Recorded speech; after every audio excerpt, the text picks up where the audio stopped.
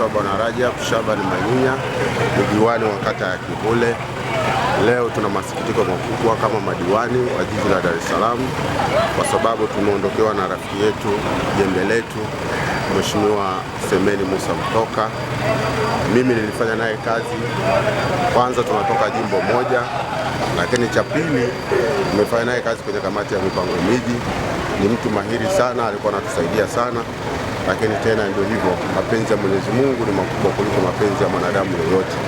Kama ingekuwa ni kupiga kura, ningempigia kura aongezewe umri wa kuishi, lakini kwa sababu Mwenyezi Mungu hutenda kwa wakati wake, hatuwezi kufanya lolote. Tunasema inna lillahi wa inna ilaihi rajiun.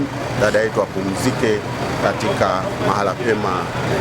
Sisi tutajifunza mambo mengi sana kupitia kwa Semeni Mtoka. Kwanza, msimamo, akiliamini jambo analisimamia mwanzo mwisho, lakini pili, ana upendo sana, na hili mtaliona tunavyoelekea nyumbani kwake.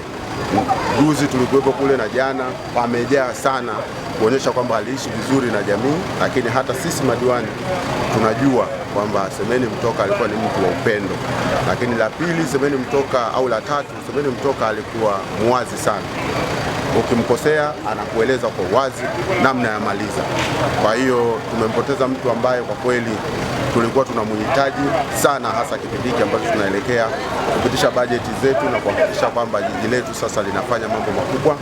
Lakini ndio hivyo, tunasema Mwenyezi Mungu ampumzishe tu, na dada yetu tutaendelea kumwenzi yeye pamoja na familia yake katika yale ambayo alikuwa anafanya, na sisi tutaiga na kuyafanya kwa bidii zaidi.